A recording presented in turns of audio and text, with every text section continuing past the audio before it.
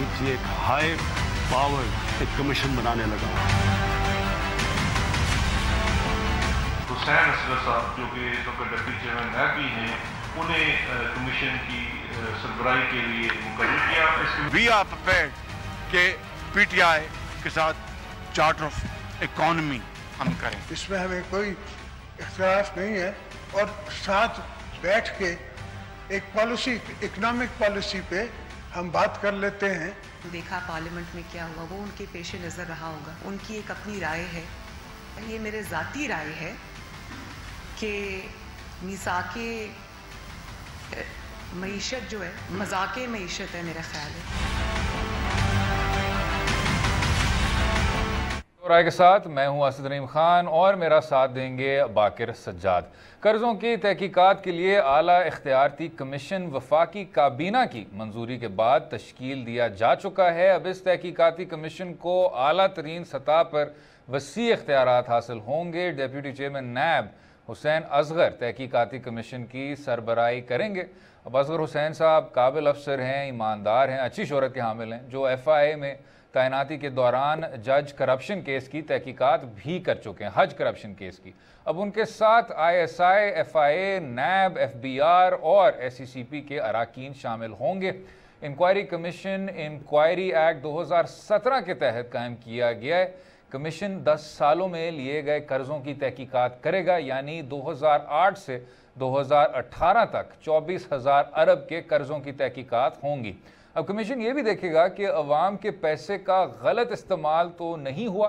गैर मुल्की सफ़र और बैरून मुल्क इलाज पर आने वाले अखराजात की भी तहकीकात होंगे।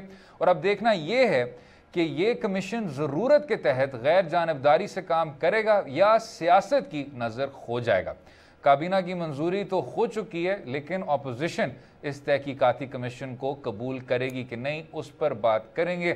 जनाब बाकिर साहब, जो पहला सवाल है सर, आफ्टर ऑल ये एक डिबेट प्रोग्राम तो है ही, जो इसके TORs हैं सर इस कमीशन के, इससे पहले कि हम आएँ कि जी इसके सियासी मफाद क्या हो सकते हैं, पाकिस्तान तहरीक इंसाफ का जो एक एंटी कर्जा बयानिया है वो सुरखरू होगा कि नहीं, मुझे ये बताएं कि 2008 से 2018 तक TOR रखना, जबकि परवेज़ मुशर्रफ साहब का जो दौर था आप जनाब जानते हैं, वो उसको एक रेट्रोस्पेक्टिव एक स्पिन दिया गया है कि जी मईशत आपकी बहुत मुस्तहकम हुई थी, लेकिन उसमें भी बेतहाशा कर्जा चढ़ा था। तो हमें क्या 2008 पे ही शुरू करना चाहिए? तो 2008 पे तो सबसे बड़ी रिसेशन आपकी हुई थी सर। उससे पहले जो गैर जिम्मेदाराना किस्म की पॉलिसी शौकत अजीज़ साहब की हुकूमत ने सामने रखी थी, उन पे कोई इंक्वायरी नहीं होगी। ये टाइम ही क्यों चूज़ किया, पिछले 10 साल ही क्यों? क्योंकि ये PTI हुकूमत का बयानिया रहा है कि जो उनसे पहले आने वाली 2 हुकूमतें थी, उन्होंने लूट खसूट का बाज़ार गर्म कर रखा था और जितना भी मईशत को नुकसान पहुंचा इन 2 अदवार में हुआ, इसलिए इन्होंने ये इसको चुना है और वो अपने उस बयानिए को साबित करना चाह रहे हैं। एक तरफ तो आपकी मईशत का जो आपके सामने हाल है उसकी वजह से उन पर ज़्यादा अब ये मेरा ख्याल में ज़रूरी हो गया है कि किसी तरह से साबित करें कि जो आज तक या 2011 के बाद जब इन्होंने PTI जो एक फॉर्मली कोई एक पावर बन के सामने आई थी, जब उन्होंने लाहौर का जलसा किया था, तो उसके बाद से जो एक नैरेटिव लोगों में बेचा है उसकी बुनियाद जो जिस पे रखी गई थी वो दुरुस्त है।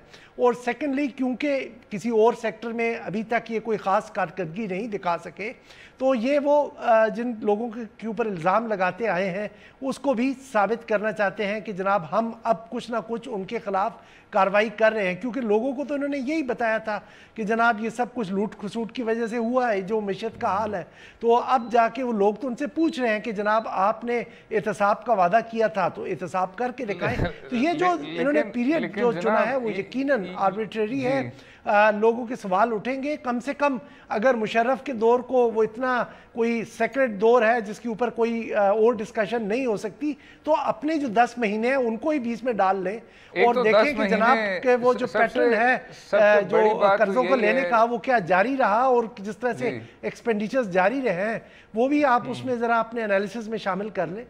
नहीं बाकिर साहब, ये आपने बिल्कुल ठीक कहा सर। शायद वो एक अजीब किस्म का दौर था, उस पर कोई उस तरह की तहकीकात नहीं की जा सकती। लेकिन एक और भी बात ये आपने बहुत अच्छी की कि 10 माह का जो एक पीरियड आपको मिला था, पाकिस्तान तहरीक इंसाफ को मिला था, تو اس میں بھی جو آپ کی ڈیٹ ایکیومولیشن ہے وہ بھی ایکسٹراڈنری ہے، تو شاید اس کو ضرور اس کو شامل کرنا چاہیے۔ جو دوسرا سوال جناب جو اٹھتا ہے انہی ٹی او آر سے وہ یہ ہے کہ 2010 سے 2012 وہ سنہرا دور تھا جس میں آپ کے ہی جو مشیر خزانہ تھے وہ تب وزیر خزانہ تھے، تو اگر آپ نے انہی ادوار کو اسیس کرنا ہے اور یہ ہائی پاور ٹیم کو تشکیل دینا ہے اور وہ اسی دور کے لوگوں کو قصوروار ٹھہرائیں گے تو میرے خیال سے آپ کے لیے بھی یہ تھوڑی بہت امبیرسمنٹ کا باعث بن سکتا ہے، اپنے آپ پہ ہی انگلیاں اٹھیں گی اگر ہم اس بات کو بھی بھول جائیں جیسے آپ نے کہا کہ پاکستان تحریک انصاف کی جو تبدیلی کی حکومت ہے خود تبدیل ہو گئی ہے، اس میں پاکستان مسلم لیگ کاف کے بہت لوگ ہیں،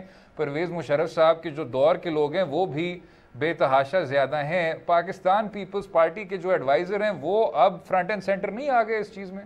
یہ اسد میں تھوڑا سا اس سے پہلے کہ آپ کے جو دوسرا پارٹ ہے سوال کا اس پہ آؤں تو ذرا ٹرینڈز کی بات کر لیں کہ جناب آپ کا 6.5 ٹریلین سے 2008 میں شروع ہوا، جو جا کے جب 2013 میں پی ایم ایل این کی حکومت آتی ہے تو یہ تقریباً 14 ٹریلین تک چلا جاتا ہے، کوئی 7.5 ٹریلین کا اضافہ ہوتا ہے۔ پھر جناب پی ایم ایل این کے دور کے دوران 11 ٹریلین کا اضافہ ہوتا ہے، اور پھر جناب جب آپ آئے ہیں تو 24.9 ٹریلین سے لے کے اب 29 تک چلا گیا ہے، جو 4 ٹریلین کا اضافہ ہوا ہے، جس کو آپ کہتے ہیں کہ 2.1 ٹریلین کا صرف اضافہ ہے، باقی تو صرف چونکہ کرنسی کی ڈیویلیویشن اتنی زیادہ ہو گئی ہے کہ وہ اس میں ایفیکٹ آیا ہے اور اس وجہ سے وہ آپ کو 4 ٹریلین نظر آ رہا ہے۔ تو یہ سب چیزیں اب میرے خیال میں عمران صاحب کو 10 مہینے میں بالکل عیاں ہو چکی ہوں گی کہ یہ صرف اس طرح سے نہیں ہے کہ چند لوگ یا 1-2 لوگ ہیں جنہوں نے کچھ پیسے جیب میں ڈالے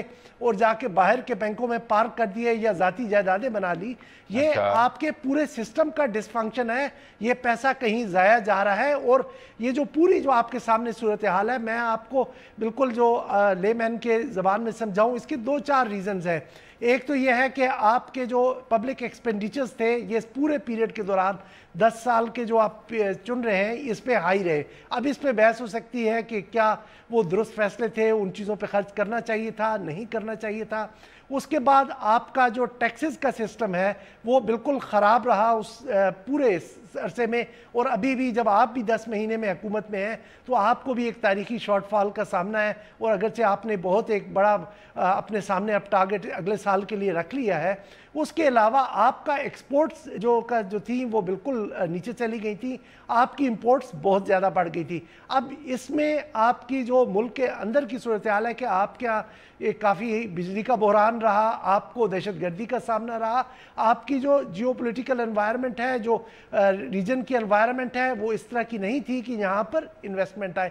یہ سب چیزوں کو کنسیڈر کرنا پڑے گا، لیکن یہاں پر عمران خان صاحب کا مسئلہ جو ہے کہ وہ نتائج پر پہنچنے سے پہلے لگتا ہے کہ انہوں نے ایک دماغ بنا لیا ہے کہ جناب مسٹر اے اور مسٹر بی اور مسٹر سی چور ہیں اور ان کو میں نے کیفر کردار تک پہنچانا ہے۔ آپ جو انہوں نے کمپوزیشن جس طرح سے کی ہے اس کی کمیٹی کی، اس میں دیکھ لیں کہ جناب آپ کو کچھ تو اداروں کی سمجھ آتی ہے کہ وہ وائٹ کالر کرائم سے ڈیل کرتے ہیں، ان کا اکانومی کا بیک گراؤنڈ ہے، لیکن کچھ ادارے ایسے بھی ہیں جو بالکل ہی ان کا اسے جو جوڑ ہے وہ بتکا ہے۔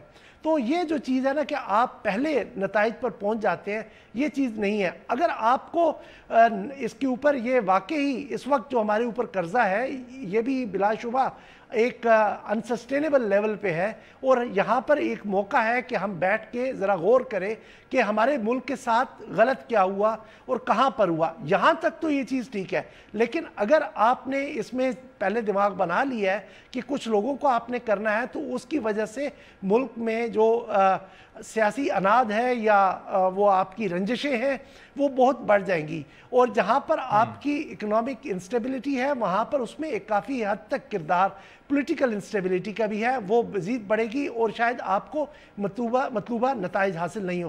جہاں تک آپ نے بات کی کہ وہ جس طرح سے عبدالحفیظ شیخ صاحب بھی 2000 جو پیپلز پارٹی کا دور تھا اس میں تھے، لیکن آپ کو یاد ہوگا کہ جو 2013 سے 18 ہے اس میں خیبر پختونخوا میں بھی ان کی حکومت تھی، جنہوں نے بھی بیرونی ممالک سے لیے، کیا ان کے بھی قرضے کھولے جائیں گے؟ یہاں پر کوئی خاص جس طرح سے کچھ انڈسٹریز ہیں جن میں اب لوگ وہ شاید PTI में भी मूव कर चुके हैं और बड़े असर रसूख रखते हैं, उन्होंने काफ़ी हद तक सब्सिडीज एंजॉय की हैं, काफ़ी हद तक बारात एंजॉय की है। क्या हवाला भी जनाब असद उमर साहब ने अभी पार्लियामान में उनका हवाला भी दिया है और कहा है कि ना सिर्फ आपको इन चीज़ों पे टैक्स कम करना चाहिए, लेकिन इस चीज़ की भी तहकीक होनी चाहिए कि उन तमाम कमोडिटीज़ की कीमतें क्यों बढ़ रही हैं, और वो कमोडिटीज़ आपके काफ़ी बड़ी बड़ी सियासी लॉबी से भी जुड़ी हुई हैं। खैर उस पर भी गुफ्तगू जारी रहेगी, अगले हिस्से में बात करेंगे मिसाक जमहूरियत के बाद आके मईशत की। रहिएगा हमारे साथ।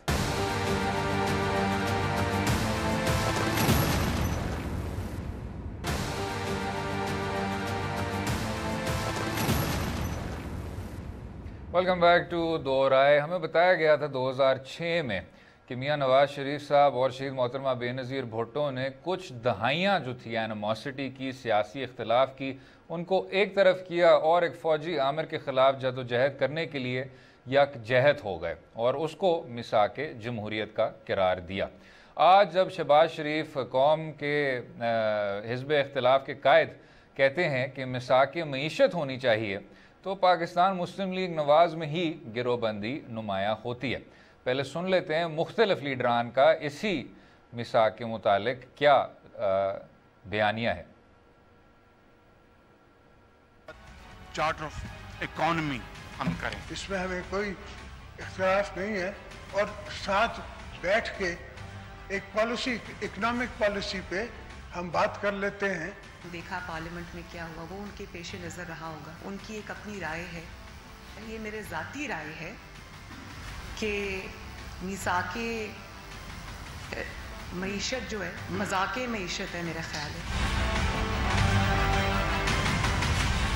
जनाब बाकर साहब, आप अक्सर मेरे साथ सर इस पॉइंट पे इत्तेफाक शायद नहीं करते। कभी कभी हम यही कहते हैं कि जी मौरूसी सियासत का यही तो इशू होता है कि कभी कभी आप अपने चचा से लड़ पड़ती हैं, कभी कभी आप अपने भाई से लड़ते हैं पाकिस्तान पीपल्स पार्टी के इंस्टेंस में। लेकिन यहाँ भी जो एक इंट्रा पार्टी डिस्प्यूट है वो ज़्यादा एक फैमिली डिस्प्यूट नज़र आ रहा है। एक तरफ मियाँ नवाज शरीफ साहब हैं, दूसरी तरफ मरीम साहिबा हैं, तीसरी तरफ मियाँ शहबाज शरीफ साहब हैं, और जो दोनों फैक्शंस हैं वो कह रहे हैं कि जी हमारा जो वे फॉरवर्ड है वो दुरुस्त है।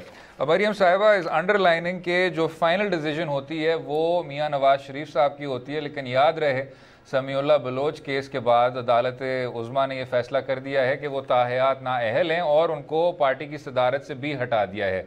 तो उनका कितना फ़ाइनल से होना चाहिए और क्या वो कानूनी होगा, वो उस पर मेरे ख्याल से एक सेपरेट डिस्कशन बनती है। लेकिन अगर आप मिसाक मईशत पे आ जाएं जनाब बाकर साहब, तो एक जो सेलिएंट पॉइंट जो मरीम साहिबा ने किया था, आई थिंक उन्होंने फिर से मैंटल उठा लिया है जारहाना अपोजिशन का, वो ये है कि उनके दौर में नीलम जैलम के जो लोन्स थे, जो मेगावाट्स की प्रोडक्शन हुई थी, और उसके बाद जो दुनिया के महंगे तरीन अस्करी कार्रवाइयाँ थीं, रद्दुल फसाद, ज़रब अज़ब और कराची ऑपरेशन, वो सब का सब मियाँ नवाज शरीफ साहब और शाहिद खकान अब्बासी साहब के दौर में हुआ था।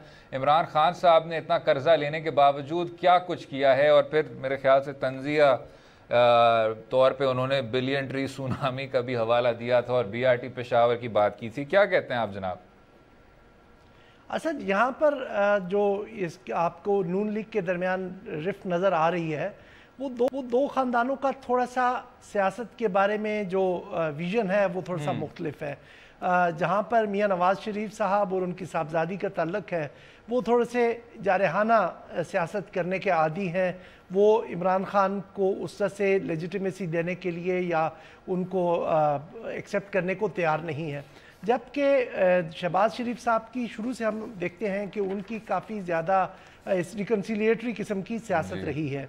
तो अभी भी अब जबकि सदारत उनके पास है और एक्सपेक्ट ये किया जा रहा था कि जब वो बजट डिबेट ओपन करेंगे तो वो काफ़ी एग्रेसिव होगी, और वो जो बयानिया हुकूमत के जो मतलब एंटी एक जो बजट नैरेटिव है किस्म का, वो एक डेवलप करके आवाम के सामने पेश करेंगे।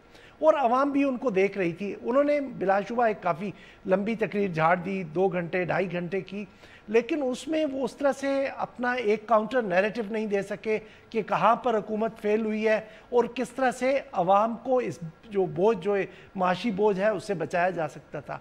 لیکن صرف یہاں تک نہیں، انہوں نے ایک مساق معیشت کا بھی ایک انہوں نے آفر کر دی. اور یہاں میں ناظرین کو بتاتا چلوں، یہ مساق معیشت کا جو یہ سلسلہ ہے یہ آج شہباز شریف نے کوئی نئی چیز کوائن نہیں کی ہے. یہ 2011 سے گاہے بگائے مختلف اوقات پہ یہ ڈسکشن ہوتی آئی ہے. لیکن یہاں پر جو مریم نواز صاحبہ کا جو موقف ہے وہ صرف اس پوائنٹ آف ویو سے ہے کہ وہ کسی طرح کی کوآپریشن عمران خان کے ساتھ ایکسیپٹ نہیں کرنا چاہتی. وہ کہتی ہیں کہ جناب ہمیں یہ شخص کسی طرح سے قابل قبول نہیں ہے. جہاں پر آپ نے میثاق جمہوریت کی بات کی، آپ کو یاد ہوگا کہ دہشت گردی جب عروج پر تھی تو تمام پارٹیز نے بیٹھ کے نیشنل ایکشن پلان ایک بنایا ٹیررزم کے خلاف. ابھی معیشت کی صورتحال اس طرح کی نازک صورتحال ہے، اور جیسے ہم ابھی پچھلے سیگمنٹ میں بات کر رہے تھے کہ اس ملک کو پولیٹیکل سٹیبلٹی اس وقت درکار ہے، اور جب تک تمام سیاسی جماعتیں ہاتھ جوڑ کے اس پہ نہیں کرتی تو یہ مسئلہ حل نہیں ہوگا. زرداری صاحب نے بھی یہی کیا ہے، یہی چیز آفر کی ہے، اور شہباز شریف صاحب نے بھی آفر کی ہے. تو یہ مریم نواز صاحبہ سمجھتی ہیں کہ یہ شاید ان کی جو پی ٹی آئی کی حکومت ہے اس کو کسی حد تک لیجیٹیمیسی دے گی اپوزیشن کی طرف سے، تو اس لیے وہ اس کی مخالفت کر رہی ہے. گریٹ ریسپیکٹ باقر صاحب، مجھے اس پورے پروسیس کو کوئی خاص یہ تعمیری قدم مجھے نہیں لگتا. اب یہ کہنا کہ جی میثاق معیشت پہ ہم اتفاق کرتے ہیں یا اختلاف کرتے ہیں، شہباز شریف جب کہتے ہیں کہ تمام لوگوں کو ایک ہی صفحے پہ آ جانا چاہیے، اور یہ آپ کی بات درست ہے جناب کہ جب دہشت گردی کے خلاف کارروائی ہو رہی تھی تو تمام سیاسی جماعتوں کو یکجہت ہونا پڑا تھا، یہ ہماری مجبوری تھی. تو جب وہ کہتے ہیں کہ جی جب اتنی زیادہ پولیٹیکل انسٹیبلٹی ہے، اکنامک انسٹیبلٹی ہے، تو ایک صفحے پہ آ جائیں، اس میں کوئی بری بات نہیں ہے. حالانکہ I can understand Maryam Nawaz position کہ جب 5 سال سے پاکستان تحریک انصاف نے اتنی جارحانہ مخالفت کی ہے میاں نواز شریف کی ہر ایک بات پہ، ہر ایک پالیسی کے خلاف، تو جب وہ بھی ایک نان کوآپریٹو موڈ میں ہیں، جبکہ ان کے کزن بھی جیل میں ہیں، ان کے والد صاحب بھی جیل میں ہیں، ان کی سیاسی جماعت کی جو سینئر لیڈران ہیں وہ بھی جیل میں ہیں، تو جو اگریسو ایک سٹانس ہے وہ بھی اپنی طرف آدمی کو انڈرسٹینڈیبل لگتا ہے. بات یہ جناب کہ جب آپ فسکل پالیسی ڈیبیٹ کرتے ہیں اور معیشت کی بات کرتے ہیں تو پاکستان کا ایک بہت پیچیدہ صورتحال ہے، اور یہ کہنا کہ جی میثاق معیشت ہم بنائیں گے، آپ میثاق معیشت نہیں بنا سکتے فار دا سیم ریزن کہ یہ چارٹر آف ڈیموکریسی نہیں ہے. چارٹر آف ڈیموکریسی میں آپ نے 6-7 نکات رکھے تھے سامنے کہ جی ہم وہی 90 کی دہائی کو پھر سے نہیں دہرائیں گے، اور پرویز مشرف کی جو ایک ڈکٹیٹرشپ ہے اس کے خلاف ہم جنگ کریں گے. ادھر آپ کیا کریں گے سر؟ ادھر آپ کے ٹیکنیکل ایسپیکٹس ہیں، اکنامک ایسپیکٹس ہیں. اگر آپ کو ایک تعمیری طور پہ ایک کنسٹرکٹیو طور پہ اس کو ڈیبیٹ کرنا تھا، مثبت طور پہ ڈیبیٹ کرنا تھا، تو باہر کے ممالک کی طرح آپ کو ایک شیڈو بجٹ پریزنٹ کرنی چاہیے تھی، آلٹرنیٹو فسکل پالیسی سامنے رکھنی چاہیے تھی. کہنا چاہیے تھا کہ حکومت نے ان وجوہات کی بنیاد پہ غلطی کی ہے اور ہم اس طرح اس کو درست کرتے تھے. پی ٹی آئی میں بھی صرف 1 سال تک کی مومنٹم تھا، انہوں نے میرے خیال سے پہلے سال میں شیڈو بجٹ پریزنٹ کی تھی، اور اس کے بعد ان میں بھی اس طرح کا آدمی کیا کہے پالیسی ڈسپلن نہیں رہا تھا. ادھر اگر آپ سابق وزیر خزانہ اسحاق ڈار صاحب کے بیانات لیں تو ان میں اتنا زیادہ انیوینڈو ہے، اتنی زیادہ کنسپیریسیز ہیں اور اتنی زیادہ نان پالیسی اورینٹڈ باتیں ہیں کہ جی آپ نے وینزویلا کو دیکھا، وینزویلا وہ مثال ہے جب آپ ڈپریشیشن کرتے ہیں. سر اس طرح کی باتیں ہو رہی ہیں when it comes to the economy. تو نہ تو میثاق معیشت، نہ تو آپ کی یہ وینزویلا ٹائپ کمپیریزنز، اس طرح کے نکات سے کوئی فرق نہیں پڑے گا. Constructive technical policy oriented discussion کریں معیشت کے متعلق، تاکہ نہ صرف آپ کا لیمن بھی اس کو فائدہ پہنچے، آپ کے پالیسی سرکلز میں بھی فائدہ ہو. اسد یہاں پر جو آپ کا میثاق معیشت سے جس طرح سے پہلے ڈیبیٹ ہوتی تھی کہ کیا اس کا مطلب ہے کہ تمام پارٹیز ایک ہی طرح کا اپنا جو آؤٹ لک بنا لے، اکنامک آؤٹ لک بنا لے، وہ میرا خیال میں کوئی اتنا ہیلدی نہیں ہوگا. کیونکہ جب بھی لوگ ہوتے ہیں وہ دیکھتے ہیں کہ جناب پی ٹی آئی کا اور پی ایم ایل این کا کس طرح سے ڈیفرنٹ اپروچ، یا پیپلز پارٹی کی کس طرح سے ہے. مثال دیتا ہوں کہ جو پی ایم ایل این کی دور حکومت تھا اس میں زیادہ انفراسٹرکچر پہ تھا، اور پی ٹی آئی نے آپ کے ہیومن ریسورس کو ڈیولپمنٹ پہ فوکس کیا. اور سب سے بڑی بات باقر صاحب ہمیں ذرا وقفہ لینا ہوگا، وہ یہ کہ کس طرح سے ہم مل کے ان سب چیلنجز کو ریزالو کر سکتے ہیں. سر میرے خیال سے جو عوامی پارٹی کی اکنامک پالیسی ہے وہ مسلم لیگ کاف کی پالیسی سے بہت زیادہ مختلف ہوگی اس چیز میں، آپ کو اسی صفحے پہ شاید آنا ہی نہیں چاہیے. اپنی شیڈو بجٹ پریزنٹ کریں, اپنی شیڈو پالیسیز پریزنٹ کریں and let the people decide. اگلے حصے میں بات کریں گے سیاسی امور کی اور پاکستان تحریک انصاف اور پاکستان مسلم لیگ نواز میں بڑھتی کشیدگی کی. رہیے گا ہمارے ساتھ.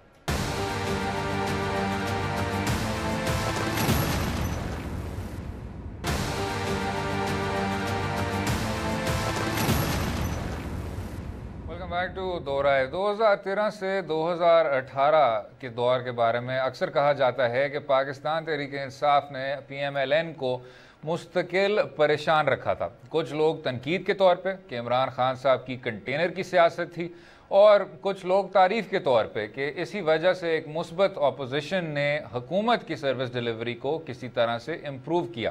2018 کے بعد جب تمام سیاسی جماعتوں نے دھاندلی کا الزام لگایا تھا تو کچھ ایسے امکانات نمایاں ہو رہے تھے کہ اپوزیشن پاکستان تحریک انصاف کے ہی رجحان کو کنٹینیو کرے گی اور اسی طرح کی جارحانہ سیاست اپنائے گی.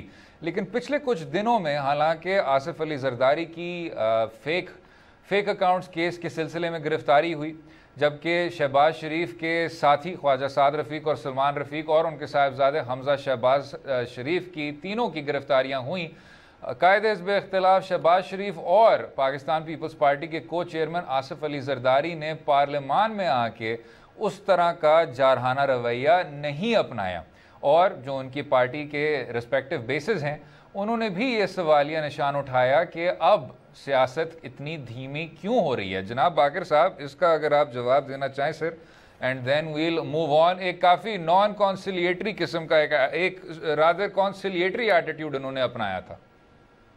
نہیں اسد, جو آپ نے بالکل شروع میں بات کی کہ جس طرح کا آپ کو بیانیہ یا جس طرح کی ایک کافی زیادہ سخت زبان پی ٹی آئی نے اختیار کی رکھی اپنے دور اپوزیشن میں, وہ شاید ابھی بھی ہمیں نظر آ رہی ہے. وہ کوئی زیادہ اچھا کوئی ایگزامپل نہیں ہے جس کو یہاں پہ ابھی ایمولیٹ کیا جا رہا ہے. وہ پارلیمان میں آج بھی ہمیں ان کی جو تھوڑی سی گونج سنائی دیتی ہے اکثر, جس طرح کی گالم گلوچ ہوتی ہے, اس سے سیاستدانوں کا اپنی کریڈیبلٹی انڈرمائن ہوتی ہے. وہ گونج پی ٹی آئی سے پہلی بھی تھی, چاہے وہ اسلامی جمہوری اتحاد ہو, چاہے وہ ذوالفقار علی بھٹو کی پاکستان پیپلز پارٹی ہو. ہماری سیاسی جماعتیں عموماً صاف شفاف زبان نہیں استعمال کرتی تھیں.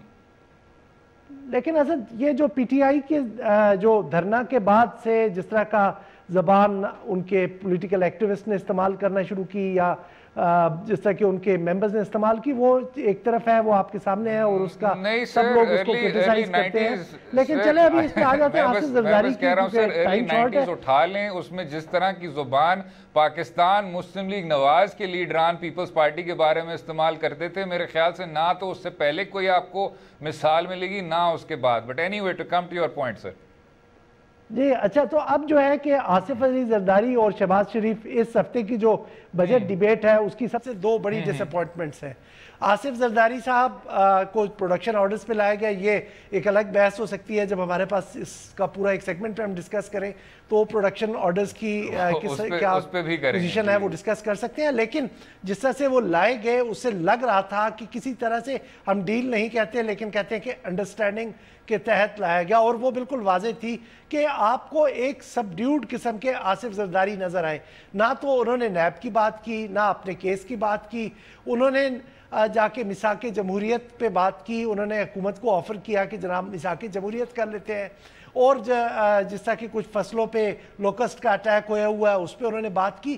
تو جو عوام ان سے ایکسپیکٹ کر رہے تھے کہ جا کے وہ ان کے مسائل کو اجاگر کریں گے, حکومت کو ایک مشکل وقت دیں گے, اس طرح کی ہم نے چیز ان سے نہیں دیکھی, اور وہ کوائٹ انڈرسٹینڈیبل ہے. اور دوسری بات یہ ہے کہ آصف زرداری صاحب کی پی ایم ایل این کی نسبت سٹیکس کافی ہائی ہے سسٹم میں, کیونکہ ابھی بھی ان کی سندھ میں حکومت ہے. دوسری طرف پی ایم ایل این کے جو شہباز شریف صاحب ہیں, اور کچھ لوگ کہتے ہیں کہ وہ انہوں نے بھی کافی ریکنسیلیٹری قسم کا ایٹیچیوڈ رکھا ہے. وہ جیسا میں نے ابھی پچھلے سیگمنٹ میں بھی کہا کہ وہ کوئی نیریٹو نہیں دے سکے, کوئی آلٹرنیٹ کوئی اسٹریٹجی نہیں دے سکے.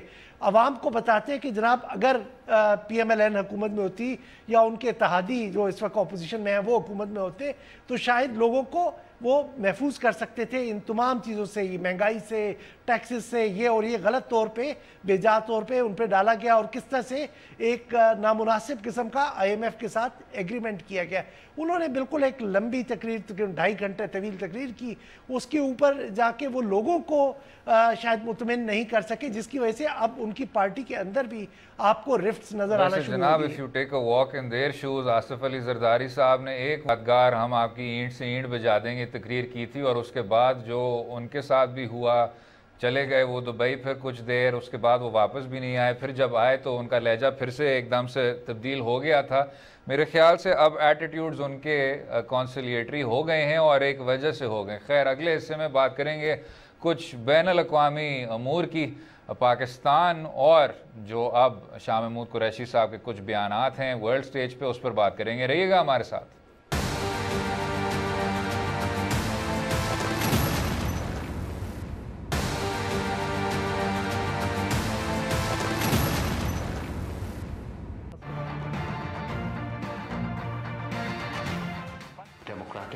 And prosperous Afghanistan. While others believed in a military solution to the conflict in Afghanistan, we always thought that a politically negotiated settlement was the only way forward. Welcome back to دو رائے. وزیر خارجہ شاہ محمود قریشی صاحب کا کہنا تھا کہ افغانستان نے ان جنگوں میں بہت زیادہ کچھ سفر کیا ہے، لیکن افغانستان کے بعد سب سے زیادہ متاثر ہونے والا ملک پاکستان ہی ہے. شاہ محمود قریشی صاحب نے 80 کی دہائی کی جو کہی جاتی ہے اسٹریٹیجک ڈاکٹرن، اسٹریٹیجک ڈیپتھ کو رد کرتے ہوئے کہا کہ پاکستان صرف چاہتا ہے کہ افغانستان میں امن ہو اور کہ افغانستان کی منصفانہ طور پہ منتخب حکومت افغان لوگ کی پوری طور پہ نمائندگی کر سکے. افغانستان میں نہ صرف 1979 سے جنگ جاری ہے، اس کے کئی لیڈران جو مختلف گروہوں کی نمائندگی کرتے ہیں، انہوں نے اب پاکستان کی طرف نہ صرف ہاتھ بڑھایا ہے، وہ اب ادھر ملاقات کر رہے ہیں اور پاکستان کے نمائندوں کے ساتھ بھی ان کی میٹنگز جاری ہیں. ان میں احمد ضیاء مسعود، گلبدین حکمتیار، حنیف اتمر، اسماعیل خان اور کئی افغان لیڈران شامل ہیں. جناب باقر صاحب، اگر اس پہ ذرا ڈسکشن ہو جائے.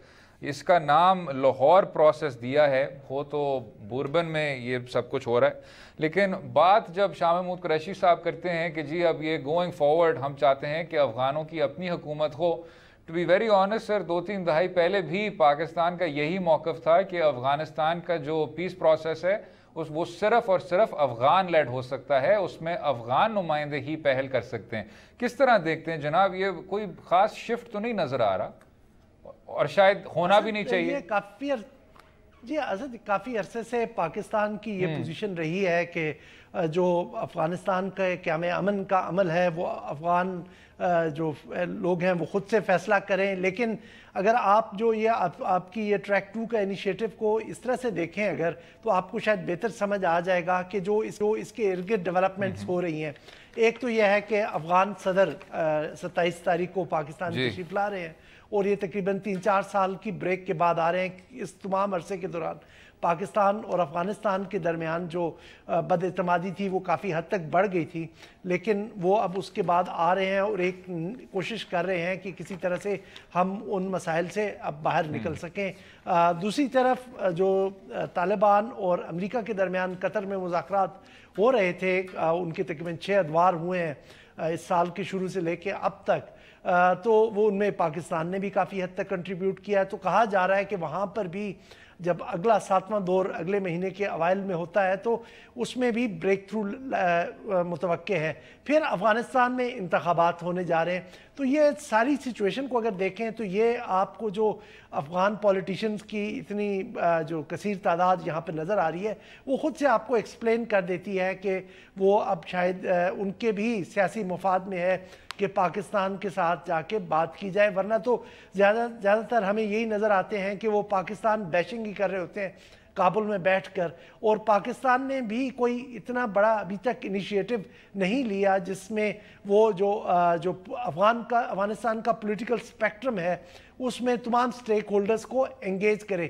زیادہ تر وہ حکومت کے ساتھ ہی انگیج کرتے تھے, لیکن ان کے علاوہ بھی جو سیاسی ایکٹرز تھے, یہ بھی بیشتر لوگ اس وقت وہاں کی اپوزیشن میں ہیں, جو سیاسی اپوزیشن وہاں بیٹھی ہوئی ہے, تو ان کے ساتھ بھی انہوں نے انگیج نہیں کیا. جو کسی زمانے میں ناردرن الائنس کہلاتے تھے, اس کے ساتھ بھی کچھ کافی عرصہ پہلے کچھ انگیجمنٹ ہوئی, وہ وہاں پہ سلسلہ رک گیا. تو یہ بہت ایک اچھی چیز ہے, ایک مثبت چیز ہے جو اب ہو رہی ہے, شاید دیر سے ہوئی ہے لیکن بہرحال ہو رہی ہے, اور امید یہی ہے کہ اب اس میں پیش رفت ہوگی, اور پاکستان اور افغانستان کے درمیان جو بد اعتمادی کافی عرصے سے چل رہی ہے وہ کسی طرح سے ہم اس کو اب عبور کر جناب سکیں. شاید یہ بھی بات کرنی چاہیے کہ ماضی کے تلخ تجربوں سے سیکھنا چاہیے. ان کی پاکستان بیشنگ میں شاید ہمارا تو اب کوئی اس طرح رول نہیں ہو سکتا, یہ شاید افغانستان کو ریفلیکٹ کرنا ہوگا کہ پاکستان نے ان کے خاطر کتنا کیا ہے اور کچھ دہائیوں کے لیے کیا ہے. لیکن ریاست پاکستان شاید اپنا قبلہ اس طرح درست کر سکتی ہے کہ اس بار اداروں کو اور افغانستان کے مستقبل کو سپورٹ کر سکتی ہے. متنازع پرسنالٹیوں کو اور متنازع شخصیتوں کو شاید اتنا زیادہ سپورٹ نہیں کرنا چاہیے. افغانستان میں جو ایک ڈیموکریٹک اور ڈیولپمنٹ فوکس پروسیس ہے, اس میں بھی پاکستان کو اپنے بھائیوں کا ہاتھ بٹانا چاہیے. امید ہے آپ کو آج کا پروگرام پسند آیا ہوگا. مجھے اور باقر سجاد کو اپنی رائے سے بھی آگاہ کیجیے, اور کل تک اجازت دیں. خدا حافظ.